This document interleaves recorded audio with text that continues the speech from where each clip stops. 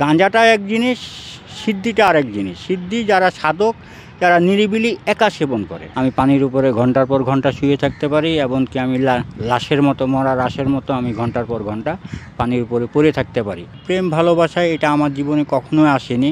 আমি আমার জীবনে কখনো কোনো মহিলার সাথে আমি কখনো কোনো কথা বলিনি। বর্তমান যে যুগে মাজার শরীফগুলিতে যেসব চলে, এটা আসলে আমার মতে নোংরামি। সাধনার জন্য মানুষ ছেড়েছে ঘর, পরিবার এবং স্বজনদের। আজকে আমরা কথা বলবো এমনই একজন ব্যক্তির সাথে, যিনি সাধনা করতে গিয়ে তার পরিবার, তার ঘর, তার স্বজনদের ছেড়েছেন, এবং তিনি শেষ পর্যন্ত কি সাধনা অর্জন করতে পেরেছেন কিনা সে সম্পর্কে তার সাথে কথা বলবো এবং জানবো তার এই যে সাধক হওয়ার পিছনের গল্প এবং কেন তিনি এই জগতে এসছেন।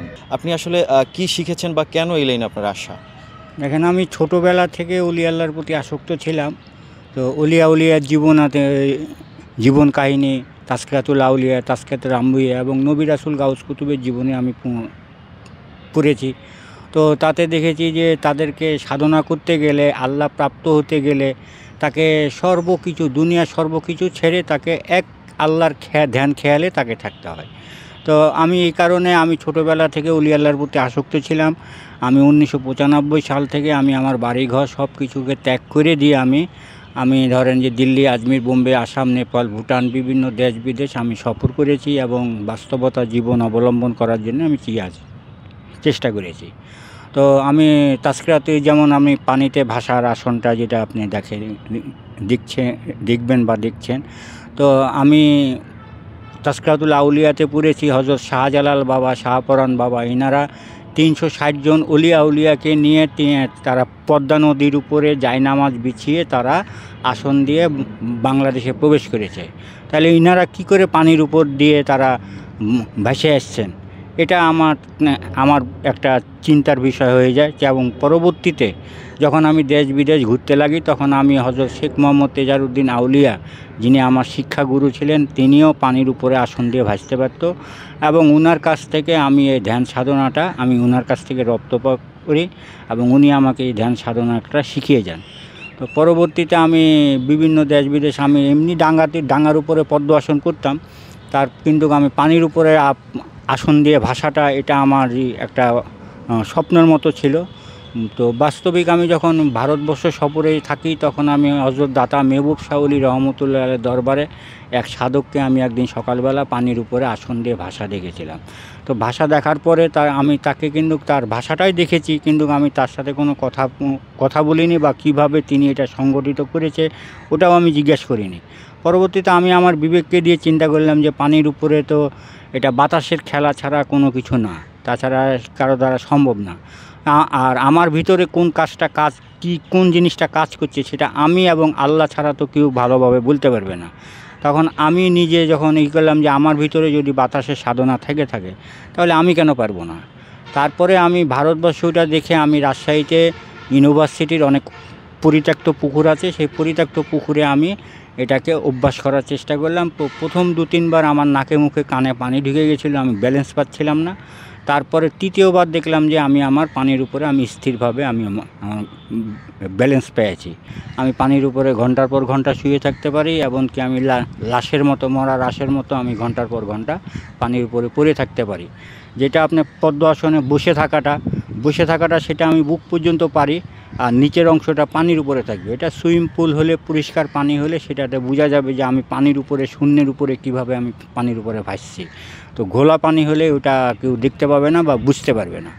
তো ওটা ওই জন্যে স্বাভাবিকভাবে ওটা আমি দেখাই না বা কাউকে বলিও না সহজে।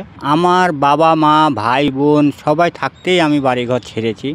তো আল্লাহর ইচ্ছায় তো আল্লাহর ইচ্ছা ছাড়া তো গাছের পাতা লড়ে না। 1995 সালে আমি 90 ম্যাট্রিক পরীক্ষা দিয়েছি। তারপরে আমার বাড়িঘর, দুনিয়ার প্রতি আমার একটা বৈরাগ্য ভাব ছিল। ছোটোবেলা থেকে এই জিনিসটা আমার ভিতরে রপ্ত ছিল।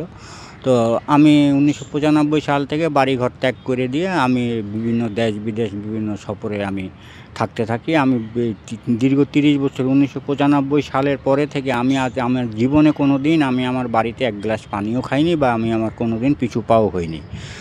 এর ভিতরে আমার বাবা মা মারা গেছে, আমার ভাই বোন যারা আমার যা কিছু ছিল তাও তারা ক্লোজ করে নিয়েছে। এখন পরবর্তীতে আমার বাবা আমাকে 14 বছর পরে আমাকে খুঁজে খুঁজে হযরত শাহ ওলি আহমেদ রহমতুল্লাহ দরবারে কার কাছে শুনেছে আমি ওই দরবারে থাকি, সেই দরবারে এসে তিনি আমাকে ডাকে আমি যে ওয়ারিশ সূত্রে কিছু অংশীদার হব, তিনি আমাকে ন্যূনতম কিছু পয়সা আমাকে একটা ব্যাংক অ্যাকাউন্ট করে আমাকে সে পয়সাটা দিয়ে যায়। দিয়ে তারপরে তিনিও মারা যায়। আমার মা বেঁচে থাকা অবস্থাতে প্রাথমিক জীবনে আমাকে 2-3 বার দরবার থেকে ধরে নিয়ে এনেছে। তারপরেও কিন্তু আমাকে 2-3 দিন বাড়িতে থাকার পরে আবার দরবারে চলে যেতাম। আমার এই একাকিত্ব জীবনটাতে আসার জন্য এটা আল্লাহর ইশারাই ছিল। যদি আমি নোয়াখালীতে আমি বড় হতাম তাহলে হয়তো আমার এই জীবনে আমি আসতে পারতাম না। কিন্তু আমি যখন আমার বাবা যখন আমাদেরকে রাজশাহীতে নিয়ে আসলো, তাহলে একদম আমরা মুক্ত হয়ে গেলাম। নিজেদের ছাড়া, নিজের ভাই বোন ছাড়া আর কেউ আমাদের খোঁজ খবর নেওয়ার মতো লোক ছিল না। কম খাওয়া, কম ঘুম, কম কথা বলা, এটা হলো অলিয়া উলিয়াদের একটা স্বভাব, অভ্যাস। তো ওই যদি আমি সেই চর্চাই করে থাকি তাহলে তো আমার কম খাওয়া, কম ঘুম, কম কথা বলা এটা অবশ্যই হওয়া দরকার। আমি সারাদিনে ধরেন যে একবেলা 2 বেলা খায়ে কোনো রকমভাবে অত্যন্ত মানবাধিকতার যাতে আমি জীবনযাপন করছি। তাছাড়া এখন আমি যে 3 বেলা খাইতে যাব বা আরাম-আয়েশ করতে যাব, সে অর্থটা আমি পাবো কোথায়? আমার যে পুঁজিটা আছে সেই পুঁজিটা হয়তো হারিয়ে শেষ হয়ে গেলে আমাকে তো আরেকজনের কাছে হাত পেতে হবে। তো নবীর শিক্ষা করোনা ভিক্ষা, এটা তো আমাদের আমি কখনো শিক্ষা পাইনি বা পাইনি। তাই অতি কষ্ট করে নিজের যা আছে সেটা দিয়েই একবেলা 2 বেলা খেয়ে চলার চেষ্টা করি। প্রেম ভালোবাসা এটা আমার জীবনে কখনোই আসেনি।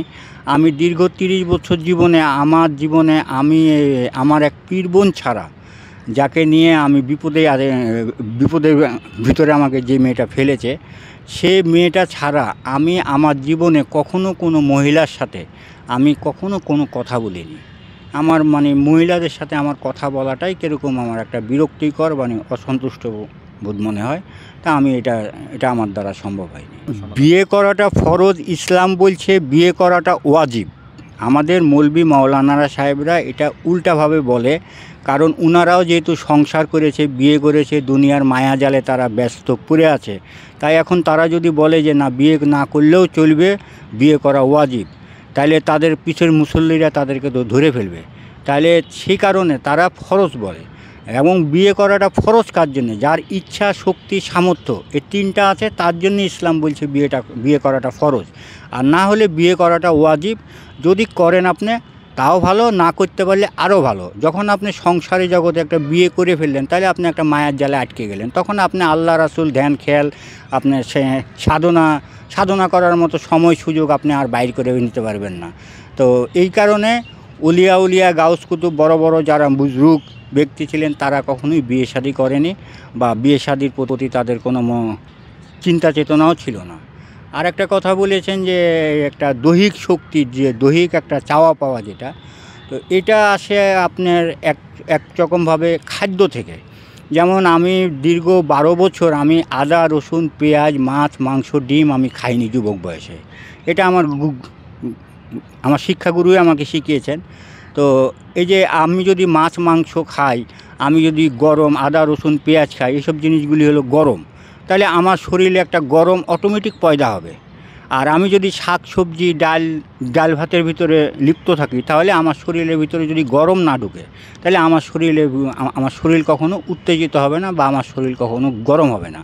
তো এটা হলো সাধকের একটা পন্থা, নিজেকে কন্ট্রোল করার জন্যে সাধকেরা কম খাওয়ার এবং তারা মাছ মাংস ডিম থেকে দূরে থাকা, গরম জিনিস থেকে তারা দূরে থাকারই চেষ্টা করে, যেটা আমি করেছি। অলি বাবার মাজারে যে 12-13টা মাজার, এখানে শয়ে পীর আছে এবং কি এখানে পীরদের হাজার লাখ লাখ মুরিদ আছে। এখন তারা তো পানির উপরে আসন দিয়ে ভাসতে পারে না, তারা তো আমার সাথে কর্মকাণ্ডের সাথে পারে না, তাই তারা একচেটিয়াভাবে আমার পিছনে সবাই লেগে গেছে।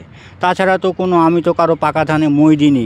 আমি যদি কোনো অন্যায় করতাম, আমি যদি কোনো ক্রাইম করতাম বা আমি যদি কোনো অপরাধ করতাম, তারা নিশ্চয়ই আমার নামে সমাজে বা থানাতে আমার নামে অভিযোগ করতো। তো তারা তো আমার নামে থানাতে কোনো মামলাও করতে পারেনি বা সামাজিকভাবে কোনো আমার বিচারও করতে পারেনি। উলিয়া নবী রাসূল গাউস কুতুব পবিত্র, এনারা অসহায় মানুষকে সাহারা করেছে, এনারা অসহায় মানুষকে ভালোবাসা দিয়েছে। কিন্তু বর্তমান যে যুগে মাজার শরীফগুলিতে যেসব চলে, এটা আসলে প্রকৃত কোনো উলিয়ার না।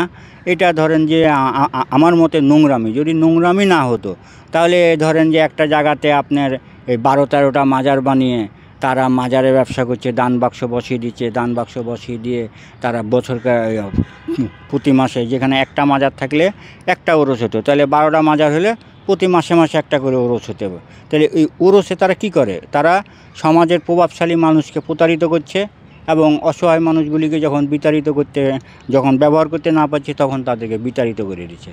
তো মাজার শরীফ একটা পবিত্র স্থান, পবিত্র জায়গা, এটা আমি অবশ্যই বলবো যে আমার সারা জীবনটাই আমার প্রায় দীর্ঘ 30 বছর কাটিয়েছি আমি মাজার শরীফে, কিন্তু এদের এই নোংরামির সাথে আমি কখনো জড়িত হইনি। বর্তমান যুগে যে গান বাজনাগুলি হয় এটা মানুষকে প্রলুব্ধ করার জন্যে, মানুষকে আসক্ত করার জন্যে, মানুষকে দলবদ্ধ করার জন্যে এই গান বাজনাগুলি হয়।